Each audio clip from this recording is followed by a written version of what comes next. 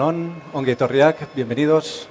Mi nombre es Íñigo Bediaga, soy el responsable del Departamento de TICS y Automatización del Centro Tecnológico IDECO. Esta sesión de hoy tendrá por título Estandarización en el espacio de datos europeo en fabricación. Para ello contamos con un privilegio de presentar a Michel Íñigo, Senior Innovation Technology Manager en la Corporación Mondragón. Sin más dilación, vamos a dar paso a su ponencia. Vale, muchas gracias, Íñigo, por la introducción. Como has dicho, voy a presentar la presentación asociada a estandarización del espacio de datos europeo en fabricación. A día de hoy el tema de los datos es muy relevante, pues tanto en la monitorización como en el intercambio con toda la cadena de valor de fabricación. Entonces, bueno, sin más dilación, vamos a empezar con la presentación. La misma va a tener 4 bloques principales, una pequeña introducción a esa evolución de Industria 4.0 con nuevas temáticas que dan pie a Industria 5.0, un par de bloques principales, uno de ellos asociados a estandarización, porque el dato tiene que estar formateado y hay que trabajar de manera conjunta y uniforme entre todos los agentes de la cadena de valor. La parte de Manufacturing Data Space, que es ese intercambio de datos que hay que tener en toda esa cadena de valor y que requiere un tratamiento específico. Y luego vamos a presentar un par de casos de uso en el que vamos a incorporar estas dos temáticas que os he comentado ahora. Bueno, brevemente, la Corporación Mondragón, creo que ya todos conocéis, entorno industrial, retail, conocimiento y finanza, muy relevante no solo a nivel regional y estatal, sino también a nivel internacional, con entornos productivos y una parte muy fundamental de la parte de investigación, ¿vale?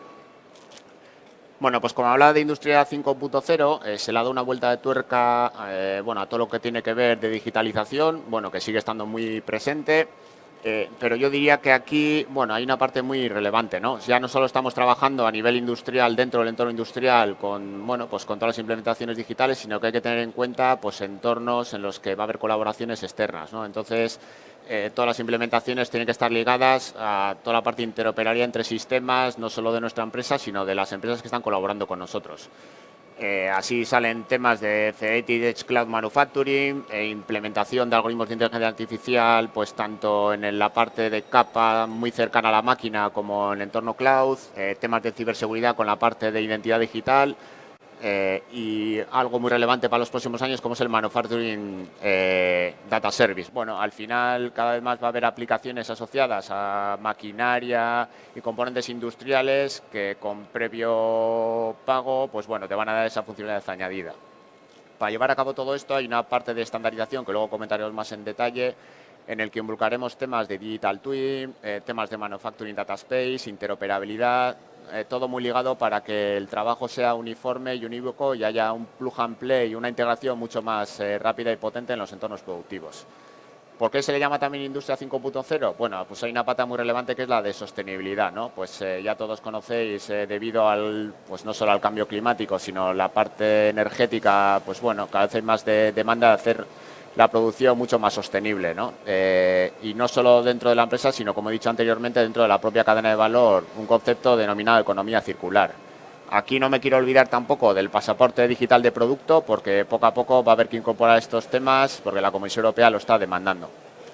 Y por último, una parte más asociada a focalizar todo lo que se hace, ¿no? Al operario o a la persona que está involucrada dentro de los entornos de fabricación. Los robots ahora colaborativos, pues la parte humana es muy relevante. Hay que tratar de tener aplicaciones que sean muy sencillas de utilizar y facilitar la vida a todas las personas que están en entorno productivo. Vale, decía lo de la cadena de valor porque, ya vemos aquí una cadena de valor, ¿no? En la que, por ejemplo, tenemos a Corta y a GMN que proveen diferentes cabezales y usillos que están sensorizados y que eso van integrados dentro de maquinaria de Danovat, de fresadoras, de torneado, de mecanizado, etcétera, que se tienen que integrar con el sistema que tienen ellos, ¿no? Entonces hay que integrar la tecnología, que tiene que ser interoperable.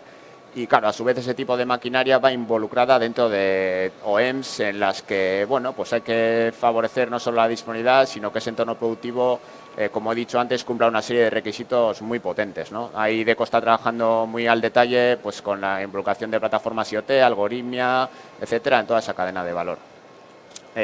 Vale, para llevar a cabo esto, como he dicho antes, pues bueno, desde la Comisión Europea ya, bueno, pues está habiendo bastantes esfuerzos por cierto entorno industrial de implementar soluciones estandarizadas y también que cumplan con las iniciativas de Manufacturing Data Space. De aquí a mano izquierda, pues podéis ver que el modelo de referencia RAMI 4.0 es el de la iniciativa alemana, es el más, digamos, ahora mismo más implementado. Y luego, pues aquí estáis viendo una serie de asociaciones que están alrededor de los datos que hay que tenerlas muy en consideración, ¿no? Ya llevan tiempo un poco generándose y haciendo pues ciertos esfuerzos para que toda la tecnología esté implementada en el entorno Fabril, sin olvidarme de la asociación Baidata, que la semana pasada o la anterior hubo una presentación asociada pues a nivel más de Euskadi, aunque va a tener relevancia también a nivel internacional. Vale, en la parte de estandarización para fabricación, lo que venía diciendo, ¿no? O sea, hay que trabajar de manera unívoca con una serie de estándares que faciliten un poco la interoperabilidad e integración entre todos los procesos productivos. Aquí la mayoría que vengáis del entorno industrial ya conocéis pues la pirámide de automatización. En el modelo de referencia RAMI 4.0 no solo involucra esa parte, sino que tiene en cuenta todo el ciclo productivo de cadena de valor y tiene en cuenta una serie de capas que forman parte luego de ese Digital Twin, ¿no? Esa capa de información asociada que tiene información pues del propio producto del dispositivo industrial, pues los datos técnicos, información pues de 3D del propio CAD que puede ser asociado pues a un componente como vemos aquí. Incluso luego se puede añadir cierta funcionalidad pues de monitorización, de analítica, etcétera, ¿no? Bueno, el concepto en sí es el Asset Administration Cell. Como ya he dicho, es la implementación Digital Twin desde su conceptualización más sencilla. Está basada en una norma que veis ahí, la IEC 6327881, y desde la Comisión Europea están tratando de que sea también parte del estándar para el digital, pues para el pasaporte digital de producto, ¿no?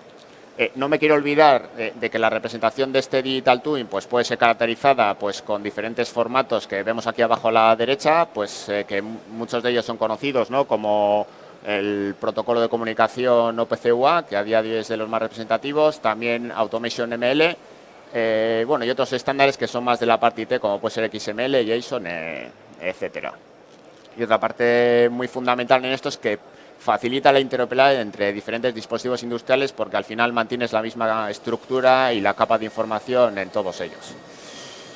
Vale, proyectos y aplicaciones que ya podemos ver a nivel internacional. Bueno, pues voy a nombrar 3 proyectos, ¿no? Uno de ellos es el WS4LS, que viene de la iniciativa alemana Arena 2036. Aquí ya vais a ver a posteriori los diferentes players industriales que forman parte, que son muy representativos. Luego el proyecto Interopera, también alemán, que está proporcionando 50 nuevos submodelos o funciones a incorporar a la Asset Administration Cell que dan salida pues, a todas las necesidades que puede haber en el entorno Fabril, ¿no? Luego, por último, un proyecto que viene de la iniciativa Elite Manufacturing, en el que está pues el player o el entorno industrial Whirlpool, ¿no? en el electrodomésticos, y también CEA a nivel francés, incorporando este tipo de conceptos, ¿no? Bueno, tools que podemos ahora utilizar para desarrollar este tipo de soluciones, pues todas ellas son open source. Para mí la más significativa puede ser Project Basis, porque es una API que te provee de todos los mecanismos para hacer este tipo de soluciones, pero no podemos olvidar pues el propio Package Explorer o OpenAS o Fast3S de un entorno de investigación alemán. Vale, los centros y empresas que están alrededor de toda esta iniciativa la parte de estandarización, pues por un lado, pues encontramos centros tecnológicos de referencia como es IDECO y de toda la red de Euskadi, también a nivel alemán con la parte de Fraunhofer, y luego, pues iniciativas diversas de asociaciones como puede ser la OPS Foundation o la Industrial Digital Twin Association, y sin olvidarme un poco de las asociaciones de automoción como es Catena X y Gaia X. También las universidades como la Universidad de Mondragón. En cuanto a las empresas industriales que están detrás de todo esto, ya estáis viendo que hay empresas muy relevantes. Está Bosch, está Festo, está KUKA, incluso Siemens. Pues todos los componentistas que luego necesitan incorporar esto en las empresas de OEM están detrás. O sea, la verdad es que es un campo en el que ya desde el mundo industrial hay que ponerse ya. En cuanto a Manufacturing Data Space, quien más que menos todos a nivel industrial más o menos están ya monitorizando datos, ¿no? De alguna otra manera, de ciertas variables representativas. Aquí lo que está pasando es que ya no es solo para ti, sino que esos datos los tienes que compartir pues con otra empresa, ya sea del sector o con un proveedor tecnológico para que te analice esos datos, o tienes que conjugar esos datos con otras empresas del propio ciclo de vida de producto, pues para hacer una analítica o para hacer otro tipo de funciones, ¿no? Entonces, bueno, aquí vemos un ecosistema en el que, bueno, es necesario que todos esos datos tengan unas reglas del juego. O sea, tiene que haber un contrato de por medio que asegure que esos datos van a ser usados para lo que tienen que ser usados, ¿no? Y con un cierto tiempo determinado. De ahí que la iniciativa International Data Space Association, que estáis viendo abajo a mano izquierda, pues está proveyendo tecnología para que esos datos sean utilizados de la mejor manera posible. No me quiero olvidar de la iniciativa Gaia X, más que nada porque no solo aúna los conceptos de International Data Space Association, sino que también va a hacer una gestión global para la gobernanza total de esos datos, ¿no? Proviendo de una arquitectura y de una arquitectura globalizada. Al hilo de esto, pues la red de automoción Catena X a nivel alemana ya está en su roadmap introduciendo todos estos temas, ¿no?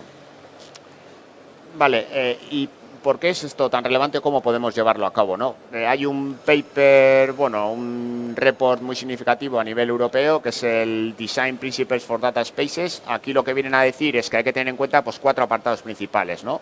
Para el tema de los datos. Por un lado, la parte de interoperabilidad, el formato tiene que estar estructurado, de ahí que tengamos en cuenta la iniciativa que hemos visto anteriormente, la del Asset Administration Cell, para estructurar todos los componentes industriales con toda la información representativa que luego tienes que compartir. Por otro lado, aquí habla de tener unas APIs pues para intercambio de datos. En esas APIs vamos a tener que utilizar lo que he comentado antes de la iniciativa International Data Space. Vale, luego alrededor de esto pues hay que darle todo el empaque, ¿no? O sea, hay que meter temas de seguridad, hay que hacer una gestión de identidades, tiene que haber una serie de metadatos de cara a que sea entendible esa información, etcétera, etcétera. Vale, la arquitectura de Manufacturing Data Space, ¿cómo es, no? Aquí a mano derecha veis el Data Provider, que es el que provee el dato, que es el dueño del dato, ¿no? Y luego por otro lado está el Data Consumer. Aquí hay entre medias como varios apartados principales, ¿no? Por un lado se almacenan lo que son los metadatos de los datos antes de compartirlos. Por otro lado, pues bueno, hay un apartado pues para guardar todas las transacciones que se producen. Y luego por otro lado se puede producir la transacción siempre y cuando haya un contrato de por medio que estipule pues las constraints, ¿no? Digamos cuál es la forma en la que se comparten esos datos y el uso que se les da a esos datos, por cuánto tiempo, para quién, si es para un día, de un solo uso, de varios, etcétera. Vale, voy a presentar ahora los casos de uso, 2 de ellos que hemos estado trabajando desde la Corporación Mondragón y en el que IDECO y Danovat han tenido bastante presencia. El primero de ellos es una simulación de Manufacturing as a Service para proceso de estampado y corte por láser de puerta, horno y frigorífico. Bueno, aquí tenemos que tener en cuenta, por ejemplo, en el sector de electrodomésticos, que puede haber un mantenedor de esos electrodomésticos que en algún momento necesite una pieza. Vale, y necesita que le fabriquen esa pieza rápidamente para introducirla en una reparación. Vale, pues para eso necesita hacer una comunicación con el entorno fabril para que le diga qué capacidades tiene ese entorno fabril para ver si esas capacidades se adecuan un poco a la necesidad de fabricar, ¿no? Esa pieza para luego meterla en esa reparación. Vale, pues para ello tenemos aquí una arquitectura global en la que por un lado podemos ver el entorno industrial, ¿no? Que aquí había 2 prensas y 2 máquinas de láser de corte del grupo Danovat. Por otro lado tenemos un orquestador de las órdenes de fabricación pues con tecnología IT, no de red, MySQL, etcétera. Esa comunicación se hace a través de OPC-UA. Por otro lado tenemos un registro y un manager de todos los Asset Administration Cell, es decir, toda la información representativa de los dispositivos industriales caracterizada y uniformizada, es decir, estandarizada en un único repositorio. Y luego, por otro lado, toda la parte de Manufacturing Data Space, ¿no? Aquí, bueno, pues por un lado está el Data Space Connector del Data Consumer, o sea, del proveedor de los datos y luego el que va a proveer esos datos, ¿no? Así, bueno, pues desde la parte de la empresa que necesita reparar el electrodoméstico, manda una petición al entorno industrial para saber si cumple los requisitos de fabricación que ellos necesitan para incorporar esa pieza luego en el electrodoméstico a reparar. Bueno, pues hay una serie se establece una serie de reglas, en este caso que son solo de un solo uso, y luego cuando ya recibe la orden de que está todo ok, entonces le manda la orden de fabricación para fabricar la pieza en concreto. Bueno, aquí como veis lo hemos todo puesto por módulos, como si fuera una solución de microservicios, para que la integración fuera completamente, bueno, integrada fácilmente, ¿no? Por último, decir que todos los dispositivos industriales están caracterizados con el Asset Administration Set para facilitar un poco la comunicación. Vale, aquí podéis ver un ejemplo de un Asset Administration Set. Para el que no lo conozca, bueno, esta es la aplicación Package Explorer. Aquí, como veis, hay varios apartados. Lo más importante es el recuadro que está en rojo, que identifica una de las máquinas de Danobat. Y tiene 5 puntos principales. Uno de ellos es la identificación. Todas ellas tienen una URI o un identificador único, que es, bueno, pues como si fuera una URL, ¿vale? Y en todas ellas luego, pues en la parte de identificación, en la de datos técnicos, etcétera, etcétera, se va caracterizando la información más importante. Pues en la propia identificación, pues y en los datos técnicos, pues vendrá el fabricante, vendrá pues qué potencia tiene, pues cuántos cabezales, qué tipo de piezas puede hacer, etcétera, etcétera. Luego una parte muy importante, cómo se puede comunicar esa máquina, con qué protocolos, que si con OPC-UA, con MQTT, etcétera, etcétera, para que luego a la hora de integrar o interoperar con otras máquinas, pues se sepa fácilmente cómo se puede interactuar con ella. Y luego, bueno, un apartado más de estado, si la máquina está trabajando o no, y luego, pues, operaciones que pueda hacer la máquina, que también se identifican aquí. Vale, el siguiente caso de uso que se ha estado trabajando, este es un escenario mucho más global, mucho más complejo, que se han introducido 2 escenarios con el objetivo de cero defectos y calidad autónoma en bienes de equipo. Por un lado, Danobat, aquí, bueno, pues ha introducido una línea de producción de ejes ferroviarios, ¿vale? Con máquina de corte y rectificado, y Fagor Arrasate, bueno, dentro de la estampación en caliente para automoción. Aquí, claro, como es un proceso complejo, es un proceso productivo que involucra varias máquinas dentro de un entorno industrial, incorpora también 2 escenarios, pues claro, había cierta variabilidad del proceso productivo con ciertas desviaciones y anomalías, ¿no? Había un reto de integración, de interoperabilidad en todos los sistemas industriales que son heterogéneos. Bueno, en definitiva, había que implementar una solución que integrara toda la parte de estandarización, había que darle cabida a toda la parte de analítica de datos con Manufacturing Data Space y tener en cuenta los KPIs de sostenibilidad.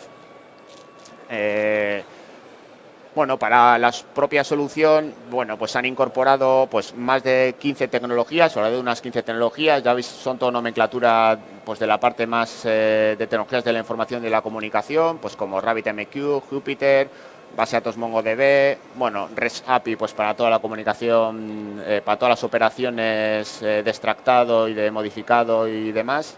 Que fuera fácil, también teniendo en cuenta pues lo que he dicho antes, ¿no? De introducción de problemática para resolver problemas de microservicios, como es la aplicación Docker, y luego se han incorporado diferentes algoritmos de inteligencia artificial, teniendo en cuenta pues alrededor de unas 100 variables. O sea, manejar todo esto no es sencillo y yo creo que con todas las tecnologías de estandarización y Manufacturing Data Space está siendo posible. En cuanto a los estándares que hemos involucrado, pues ya veis ahí, ¿no? La parte de Asset Administration Cell, los protocolos OPC-UA y MQTT, y bueno, luego JSON pues para tener estandarizado ciertas comunicaciones, ciertos datos, y luego también pues los conectores IDS. Bueno, por último, pues sí, ha habido unas mejoras significativas en la parte del OE y los KPIs de negocio. Vale, en cuanto a la arquitectura de esta solución, bueno, ya veis aquí que hay 2 entornos productivos, 2 escenarios, como hemos hablado antes. Por un lado, Fagor Arrasate, que lo veis ahí a mano izquierda abajo, pues la parte de estampación en caliente para automoción, y por otro lado, pues las 2 máquinas de Danobat con varios conveyors hay, pues para hacer un proceso para ejes ferroviarios, ¿no? Claro, aquí había que monitorizar los datos que proveen de las 2 líneas de producción para luego saber si había que lanzar alguna alerta o no. Para ello ha sido necesario caracterizar toda la maquinaria con el Asset Administration Cell. También a la hora de mandar los mensajes de los datos recogidos, también se ha caracterizado con Asset Administration Cell para que estuviera todo uniformizado. Luego ha habido pues, bueno, un módulo específico pues, para recoger esos datos, para sacar un dashboard, ¿no? Un HMI, pues bueno, pues para saber las alertas, si había desviaciones o no. Y luego lo que se ha querido hacer con esos datos es si había que hacer alguna analítica específica. Hemos utilizado los conectores de Manufacturing Data Space pues para compartir esos datos y poner unas restricciones de uso en el mismo, ¿no?